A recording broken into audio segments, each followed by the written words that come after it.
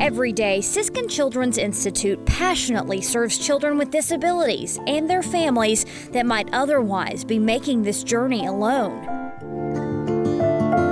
Lane was born March 15th, 2011. I had a normal pregnancy. He went to NICU for the night, and the next morning was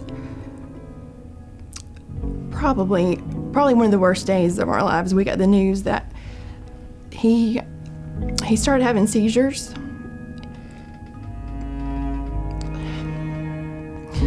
And he suffered some sort of anoxic brain injury at birth. It was difficult when they first told us just to process what they were, even saying. The doctor, I will never forget him coming to our room, and he said, we're not sure what the outcome's going to be of your son. We know he's suffered some sort of brain injury, and that was pretty much it. And it was just like someone just stabbed me, in the chest. I felt very overwhelmed. We were lost. I mean, we had what we thought was going to be a healthy baby, and then we, something was thrown at us that we had never imagined that we would have to deal with. By the time we found out what was really going on, we knew it was pretty serious and life-changing. We have another little boy as well. We have a 15-month-old named Dylan.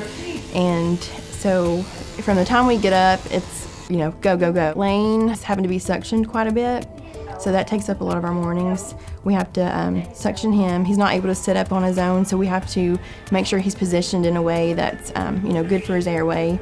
Just trying to get up and get ready yourself, get Lane ready, get clothes on, get medicine given. He does wear diapers that we have to change. He does have seizures. He has probably about 4 or 5 a day. So the drive to school was kind of stressful. I'm the one that drives the minivan, so I have to, take the boys to school, and, like I said, I have a nurse there waiting for me, so it's that 30-minute drive from Ottawa to downtown Chattanooga that's kind of hard. Lane will occasionally have to be suctioned, so we may pull over, in Crystal's parking lot or whatever, and suction him, and then Dylan's in the backseat crying and screaming and dropped his passy or, whatever. Misty brings him home from school most of the time, and we get some time with Lane after his medicines wore off, since he's had his midday meds, and he's awake and energetic and, wanting to play and talk some, so that'll probably be my favorite part of the day. From the start at 6 o'clock in the morning until we go to bed at 9:30, it's a pretty busy day. The Siskin Early Learning Center serves children with special needs and developmental differences like Down syndrome, cerebral palsy, and autism spectrum disorders, as well as typically developing children in an inclusive environment where children learn and play together. Currently, the center is serving over 175 children. Siskin Center for Developmental Pediatrics serves over 1,900 families annually for more than 150 communities. In addition to its teaching mission, the center provides medical, psychological, and cognitive assessment, diagnosis and intervention, behavioral health, as well as physical, occupational, and speech therapy. Siskin also serves over 400 children and families through its home visiting program, where early interventionists provide families with information, consultation, support, and friendship to improve their child's and family's quality of life.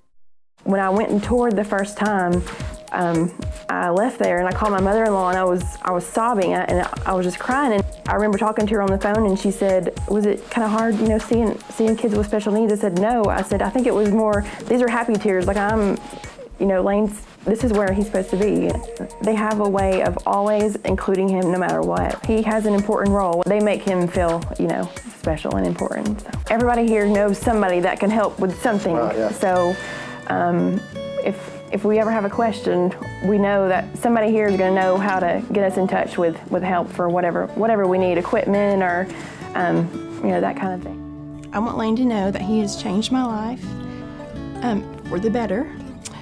His smile lights up the room. He has taught so many people about unconditional love. and we just wouldn't be the same without him. When a family walks through the butterfly gates, they know that the Institute is there to support them and help each child achieve their full potential.